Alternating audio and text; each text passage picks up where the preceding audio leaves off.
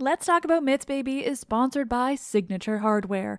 If you're looking for that perfect item to take your kitchen, bathroom, or just your house up a notch, head over to signaturehardware.com. They have, honestly, some of the most beautiful housewares I've ever seen. The vanities, oh my god, vanities. Who knew they could be so absolutely stunning? And I am a big bathtub person, so yes, I've just longingly scrolled through all of their bathtub options because why not? They've got beautiful bathroom furnishings and kitchen furnishings. You can get an incredible rain shower, or a beautiful farmhouse sink, or maybe just a beautiful one of those things that hangs over your bathtub so you can have a glass of wine. I've actually picked out 8 different furnishings that really stood out to me on Signature Hardware. They're my style. I just love them. They're absolutely just goals. See for yourself at signaturehardware.com/myths. You will be amazed at the variety and the quality. Oh, hello, dear listeners. This is Let's Talk About Myths, Baby, and I am Liv, your host and a woman who seriously loves making the entire month of November spooky as hell. Which leads me straight into today's episode. Now, I know that last week I said up next would be an episode on Penelope, and don't get me wrong, that will happen soon, but for now, guys, it's October, and for the past 2 years of this podcast, I have dedicated October to ancient Greek mythology's spookier, more gruesome stories, and I don't want this year to be any different. So we'll get back to Penelope in November, but for now, it's spooky gruesome times. Spooky is relative here. Greek mythology is rarely spooky, but it sure can be violent, and that's a fine consolation for October. Plus, who doesn't love a story about the importance of wine? Now, you may also be thinking, wait, didn't Liv tell this Bakkhai story really early on in the podcast? And the answer is yes, I kind of did. But honestly, I look back on some of those early episodes and I just did not do these stories justice. I was freshly learning this whole storytelling thing, let alone the whole podcasting thing, and so I've decided that eventually I will retell many of those very early stories simply because they deserve more and you deserve to hear the full stories. And so we're starting with Euripides Bacchae because, my god, this one specifically, I did not do it justice. There is so much more to this play than I told you before. So we're doing this one over, and better, way better. This is episode 61, Punishing Pentheus, the frantic and violent women of Euripides Bacchae, part 1. Dionysus, Bacchus as he's often called, everyone's favorite drunken god. Many different women of mythology are credited with being his mother, depending on where you look. Some say it's a woman named Dione, some Io. Even Persephone and Demeter can be claimed as Dionysus' mother. But of course, the most common story is the one I told you so many episodes ago now. But let's just recap it, shall we? Because it's been a while. Cadmus and Harmonia, king and queen of Thebes, and 2 of my all-time favorite characters of all of Greek mythology, have many children together. One is named Semele, which means moon. Her story, as so many are, is intertwined with the sexual escapades of Zeus. He comes upon Semele, and as is his way, he wants to have sex with her. So they start a so-called affair. One I hope is consensual, but it isn't clear in the source I'm reading now, and although important, this really isn't about that part. It's about the child they have. When Hera finds out that Zeus and Semele have been together, she does as Hera often does. She looks to punish the woman in whatever way she can. I often paint Hera as being particularly awful for how she handles these things, but I do think we also have to realize that it's likely all she could do to take out her hurt and her rage. If you're married to the king of the gods, there isn't much you can punish him with, but I imagine you'd feel as though you simply must punish someone. There's no divorce in ancient Greece, let alone the mythology, and Zeus is going to continue to do what he does. Hera needs a release somehow, and sadly, it ends up targeting these women all too often. Hera comes upon Semele, who is 6 months pregnant, disguising herself as a neighbor woman. This strange woman convinces Semele to request something of this mysterious man she's been having a relationship with. You see, he'd been disguising himself every time he'd seen Semele. She didn't know much about him, and this neighbor woman makes a good point. She has the right to ask him to reveal himself. She is, after all, pregnant with his child. Semele does this. She asks her lover to reveal himself, and though he refuses at first, Zeus does eventually reveal himself to Semele. There are variations on how and why he does, because he knows full well what will happen, but he does, and Semele either bursts into flames or is hit with a lightning bolt, because a mortal cannot look at the true godly form of an Olympian, or, well, one of those things happens. Semele dies, but Hermes saves her unborn child and sews him into Zeus's thigh so the baby can continue cooking, because that's Greek mythology. Eventually, the child is born of Zeus, and this child is Dionysus, or Bacchus, as he's also called. Sometimes this means that Dionysus is attributed with being only the child of Zeus because he's the one who births him, but of course that's patriarchal bullshit. He's the child of Semele, the mortal child of Cadmus and Harmonia, and of Zeus, the man who fucks literally everything up.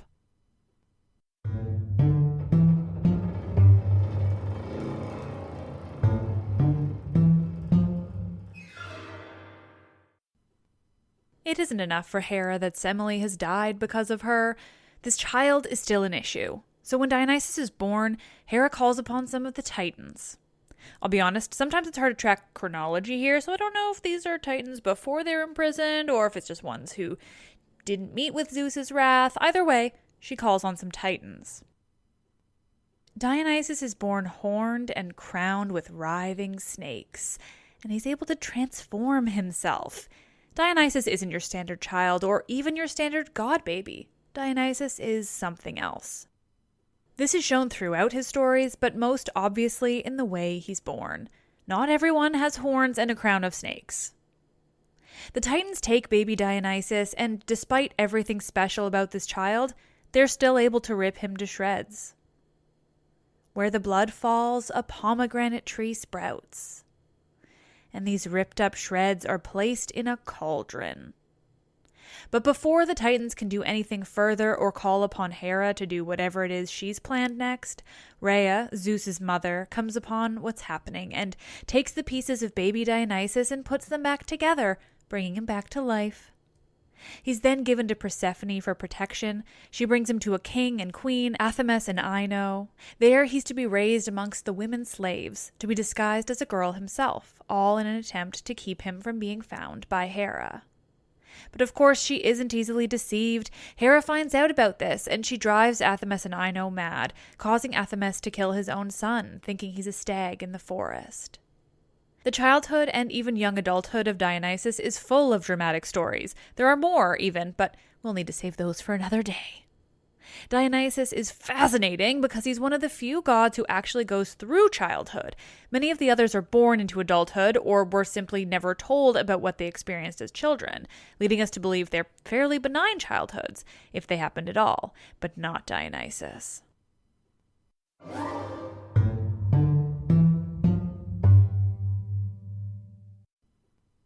Let's now take a moment to talk a bit about Greek drama. It's not only important to this story because what I'm about to tell you is a Greek tragedy, no, also because everything about Greek drama was in dedication to the very god I've just told you about. Dionysus is the god of wine, revelry, and theater. Every year the Athenians held the Great Dionysia, a festival of theater. It was held in the spring, and while ultimately a festival devoted to theater, it was also incredibly political. The Athenians prided themselves on their democracy and their theater, and all of the latter was for Dionysus. The festival always began with a procession for the god. There was libations and sacrifices, and a statue of Dionysus was installed in the theater, called the Theater of Dionysus, on the slopes of the Acropolis. I've been to the ruins. It's magnificent. The tragedies were performed over 3 days, with 3 poets each contributing 3 plays. Each would also contribute a satyr play. There were judges, and the dramatists were awarded first, second, and third place. If I could choose to go back in time and could only pick one place and one time to go in the whole of human history, I would go back to one of these festivals. We have so little left from what they did at these events, but my God, they must have been so incredible. Just imagine what you'd be witnessing in this ancient world, the stage direction, the props on stage, some of the things they used to bring people in from above. The actors were, of course, all men, but they also wore masks. variations on what we now know of the masks of comedy and tragedy, the happy and the sad, those concepts are based on Greek drama. Imagine those masks, the stories being told on the stage, the choruses, the singing, because much of it was sung. Anyway, I could go on. It must have been unbelievable. Now, with this background in Greek drama and how the plays were performed, let me now tell you about a particular play, the one we're here for, by my favorite Greek dramatist, Euripides, and which was a favorite of none other than one of Rome's more famously horrific emperors, Nero. Nero loved this play. He who played the fiddle while Rome burned. Says a lot about what's to come, I'd say.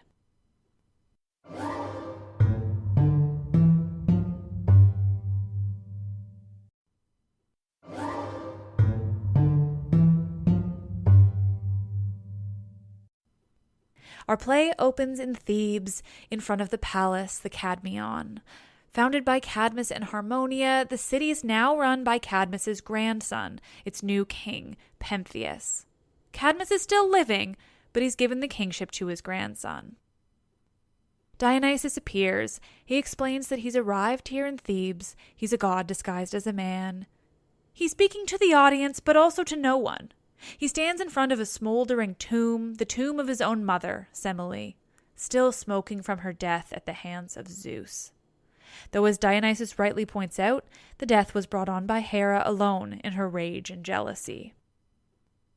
Dionysus explains where he's come from, what's led him here to Thebes.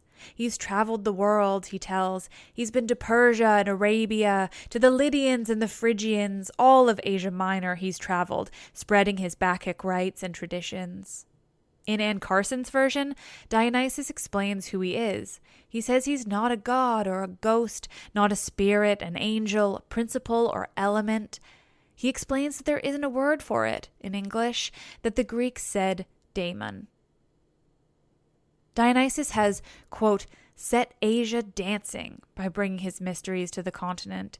But now, here in Thebes, he's introducing his mysteries and rites to Greece for the first time. He's come to thrill. Quote, here's what you'll need: a fawn skin, a thyrsus, and absolute submission. My mother's sisters are the reason I'm here, Dionysus explains. They deny that I'm a child of Zeus, that my mother, Semele, was with the king of the gods. They say that she was seduced by only some mortal and that she lied and said it was Zeus to distract from her transgressions. My mother's sisters say this about her, and they say it was all devised by my grandfather, Cadmus. My aunts gloat, telling everyone who will listen that this is the reason my mother was killed by Zeus, because she claimed to have been with him. This is why I'm here, Dionysus explains, why I've driven these women from their homes and into the mountainous forests around Thebes. I've driven them mad. They dance through the forests in a frenzy, all these women of Thebes. This city must learn that they have no idea what it means to be initiated into the Bacchic rites, that they have no idea what my bacchanals entail. I'm here to defend my mother, to speak on her behalf as her godson of Zeus. Or, as Anne Carson translates, he's here to have the people of Thebes, quote, call me the son of Zeus and call me a daemon. This is how the character of Dionysus opens Euripides' Bacchae. He's a god on the stage from the start. I think it's also important to note the difference in Dionysus versus the other children Zeus has with mortals. His other children, if they're godly at all, are demigods, heroes with minimal powers, if any. Dionysus is a full-blown god, one who eventually takes his place amongst the Olympians. He's one of the most widely worshipped gods, one of the most important Olympians, yet he's the son of a mortal. It's a fascinating differentiation. Also, as Emily Wilson notes in the introduction to her translation, and we know how I feel about her, Dionysus' reach in terms of worship and daily life in ancient Greece was far greater than the other Olympians. His cult of worship connected with women and the poor more than any other, because the wine partying, the frenzied dancing was something everyone could experience. It was, as Emily Wilson explains, quote, the most widely available route the Greeks had towards out-of-self experience. Of course, for the same reason and his connection to the other, to the East, the so-called barbarians, he was also dangerous to the patriarchy, to the status quo, and to ancient Greek society. Dionysus continues his speaking to the audience, but again, also to no one. Now the city of Thebes has Pentheus as its king. Cadmus has given it up to his grandson, a man who is against me as a god, who doesn't include me in his prayers or libations or sacrifices. This is why I'm here, to prove to the city of Thebes and its king that I am a god. And, he continues, if the Thebans try to remove their now Bakkhai women from the forests, I will go to battle with them with my Maenads by my side.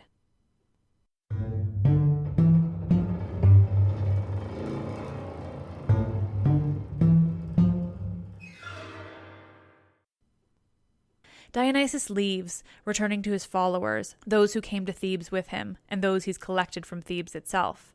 In his wake, his chorus of Bacchants, more followers, sing about the god, his history, how he brought them to where they are. When the chorus has finished, Tiresias, the blind prophet we know from so many other stories, mostly taking place in Thebes, enters the stage. He's dressed as one of Dionysus's Bacchants, his Maenads, with a fawn skin over his shoulders and a thyrsus, the ceremonial reed wand. He asks for Cadmus to be called to him, to be told Tiresias is looking for him.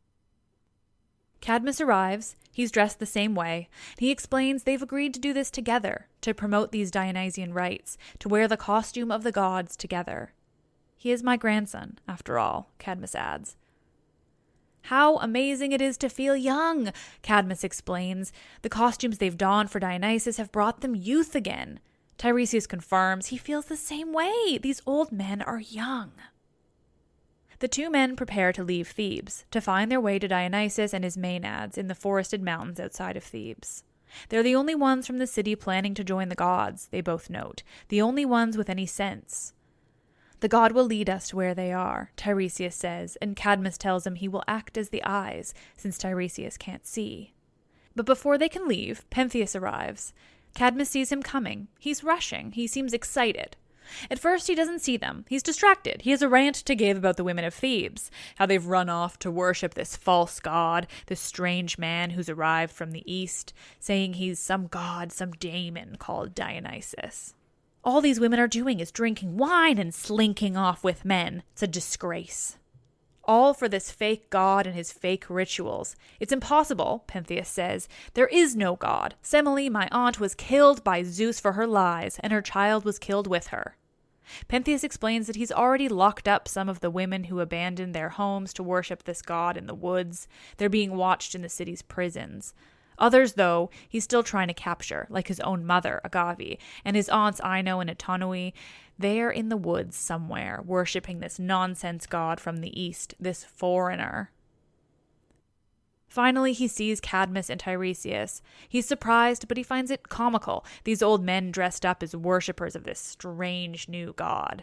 What are you doing? He asks. You're trying to placate this nonsense? You're trying to feel young again? Must be you, Tiresias, who's convinced my grandfather to do this. Let me translate this a bit. The biggest concern Pentheus has with the importation of these Bacchic rites into Thebes is that the women have been drinking a lot, and that in that intoxication, they've found a new kind of freedom. They're not being confined to their homes, something that was incredibly freeing for ancient Greek women, because that's where they were all the time.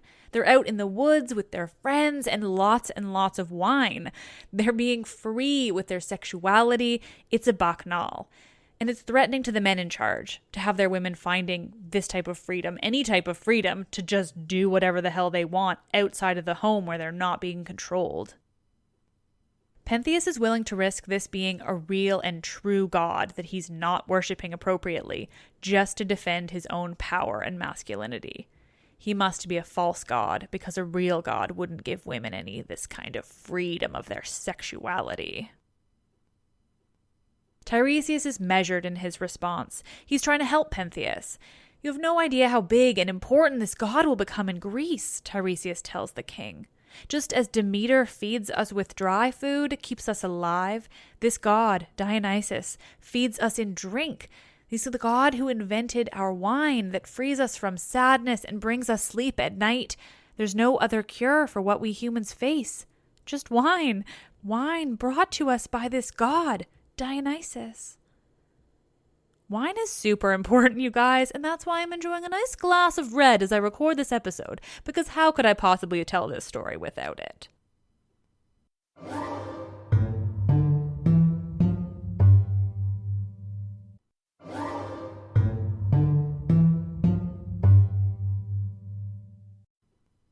Tiresias expands upon the power and importance of Dionysus beyond the vitality of wine. There's a bit more. These Bacchic rites also bring prophetic abilities, he tells Pentheus. When the god comes upon a person, they're able to see the future, things they couldn't see without him.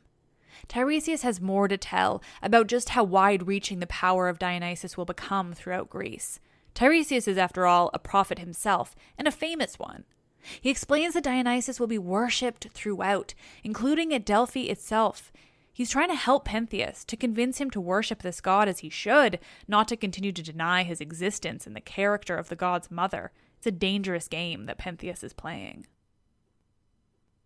You should worship him as the god he is, Tiresias continues, but either way, Cadmus and I will be doing just that. We've dressed in the costume of the Bacchants, we'll properly worship this god and give him the reverence and respect he deserves. Cadmus agrees, reminding Pentheus of what happened to his cousin, Actaeon, when he didn't properly revere a god, Artemis. He was torn apart by his own dogs. But Pentheus isn't listening. He doesn't want to hear what these men are telling him. He calls upon the Thebans to find this man who's wandering around spreading the news of this mysterious god, who Pentheus says looks like a girl. Tiresias and Cadmus realize there isn't anything more they can do to convince Pentheus of something he doesn't want to be convinced of, so they leave, noting that they will do their best to convince the god not to punish all the Thebans for Pentheus's actions. Meanwhile, the chorus sings of these decisions by the three men, and once again of the story of Dionysus. They call upon gods and sing of Dionysus and the Bacchic rites that he's just brought to Greece.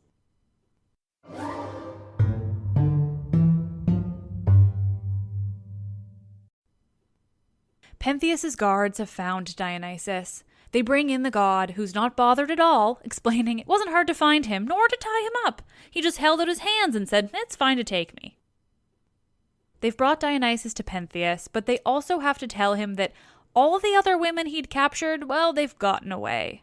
Their shackles simply fell off, and the prison doors just opened, all on their own, the guards tell Pentheus.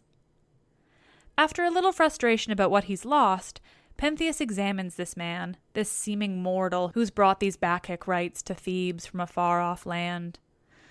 "Well," he says, "you're not bad-looking. To a woman, that is," he makes sure to add. Something we'll find more and more obvious here is that Pentheus is a bit repressed, either in his sexuality or gender or both. "Where do you come from?" he asks Dionysus. "How did you learn these rites?"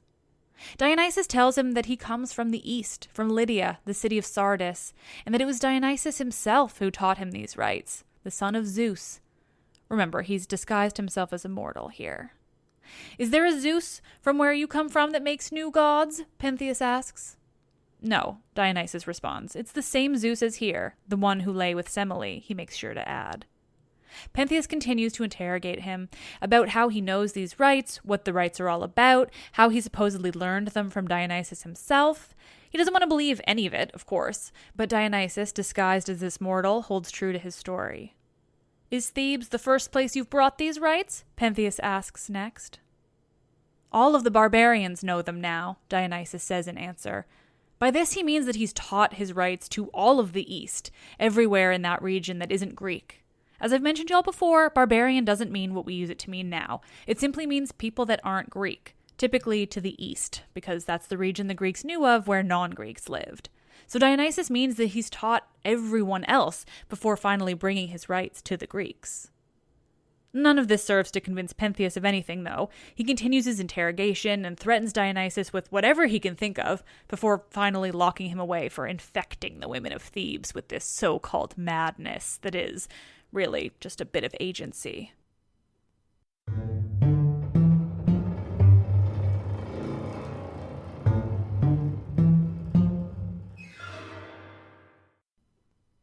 As Dionysus is locked away in the palace's prison, his chorus of Bacchants sings once more about their god.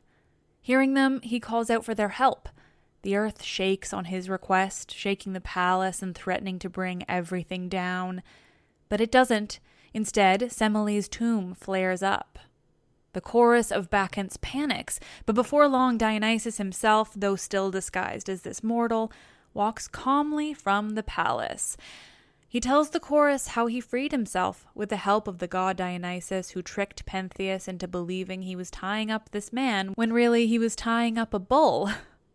The fire at Semele's tomb, Dionysus explains, was also the work of the god, and it distracted Pentheus, and he fled from where he'd brought Dionysus to be tied up and locked away. So many lies did the god put into Pentheus's head that he exhausted himself wielding his sword in defense of his palace and himself, and instead tore his own palace to the ground in his confusion. Meanwhile I, Dionysus as this mortal continues, walked calmly and freely from the palace, and here I am. As Dionysus is explaining this to his followers, Pentheus once more exits the palace. He's looking for his prisoner, before realizing there he is, free and not even trying to get away. They argue how this is even possible, Pentheus still refusing to believe there's a god involved. Dionysus really doesn't care what Pentheus says at this point. He's sick of this man and his inability to believe in what is right in front of him. Before Dionysus is too fed up, though, a messenger arrives with news of the women of Thebes, the Bacchants, up in the mountains. "I've seen the women in the woods," he explains. "There are 3 groups of them, led by your mother, Agave, and her sisters Ino and Antonoi. They were peaceful when I first saw them," he explains. "Not drunken, like you've said, and not flaunting or throwing about their sexuality, like you've warned us about, Pentheus. They were just lying on the grass, quite calmly, serenely even. But," the messenger continues, "when your mother, Agave, heard the sounds of cattle nearby, she stood up and awoke the rest of the women to do the same." This is where things get good. "The women that leapt up at Agave's call were old and young, married and not. They let their hair loose down their shoulders, flowing freely. They tightened up their fawn skins around themselves. Some wore snakes wrapped around their bodies, licking at their cheeks. Some held animals of all sorts, even wolf pups, in their arms. The new mothers in the group nursed these animals with their own milk. Some used their thirsty to stab into the earth or into rocks, creating streams of water and even wine that erupted so that they could drink from them. Others dug into the ground and drank the milk that poured out as they did. Honey dripped from other thirsty. They had everything." The messenger finishes this part of the story by telling Pentheus that if he'd seen it for himself what this messenger just witnessed, he'd be treating this god with all the respect he could muster, rather than trying to imprison his follower. He explains that they'd been trying to hunt for these women on Pentheus's orders when Agave had come upon him and attempted to have the other women work together to tear him to pieces. He was able to escape, if only just. "When we'd escaped," the messenger continues, "we watched as the women and the girls turned their attention to the cows and the bulls of our herd, one by one tearing them all to bloody shreds before our eyes. Then the women turned on the nearby village, taking on the armed men of the village without any weapons of their own. They took the children away with them and escaped every defense the villagers had. Even fire didn't burn the women. Women, quote, did these things to men."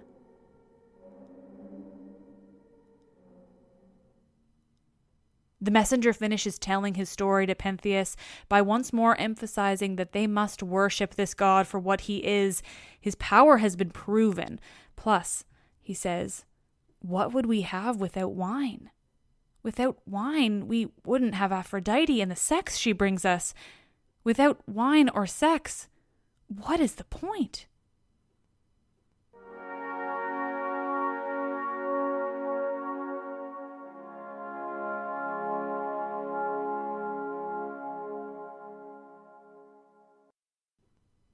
Oh, thank you all for listening. What a play this is, you guys. When I started it, I didn't even realize this would end up being 2 parts. Sorry, but that's the story of this podcast lately, isn't it? I'm thorough as fuck. We'll be back next week with the violent end to this epic play. And speaking of, I'll have this listed in the episode's description, but I've been working from 3 translations, or versions really, of the play. One by James Morwood, that's an Oxford World Classic, and one by the brilliant Anne Carson, who's a badass translator, but in this case, she's made it her very own. It's a version, really, rather than a translation. I also very briefly referred to Emily Wilson's translation. That's because I wrote this whole damn episode before realizing I had a 3rd translation of the play, and it was by Emily Wilson. Anyway, I'll probably read hers and Anne Carson's for the next part. Also, I referred to some other books on mythology for this story. Those are listed in the description too. But the version I really want to focus on here is Anne Carson's. She's experimental in her translations. That's why I'm calling it a version. They're truly something else, in such a good way. Her introduction to this play is written in verse, and it alone is fascinating. She makes the point that while Dionysus is often referred to as a new god, having come to the pantheon of Olympians later, taking Hestia's place, and coming from the east, he's really far more ancient. His name appears on Linear B tablets dating to the 12th century BCE. He's more ancient than most, is what that means. He's been around since the beginning of ancient Greek writing, let alone the Eastern cultures he came from as well. He's in some of the earliest things we can translate. She also points out that the wild and frantic women that worship Dionysus in this play, that destroy livestock, that kill the people of Thebes, including their king, spoilers, I'm sorry, they existed before this. They existed before they were this way. They were at peace in the mountains, even as the messenger says, calm and collected before men. I'd highly recommend Anne Carson's version, and all of hers, really. I've mentioned her before because she has so many and she's awesome, and she's Canadian, which is always cool. Anyway, thanks for listening. You're all the best. As usual, please rate, review, subscribe on iTunes to really boost me and this podcast. You can listen anywhere, but please do those things on iTunes to help me out. You are all the best. I'm Liv, and oh, how I love this shit.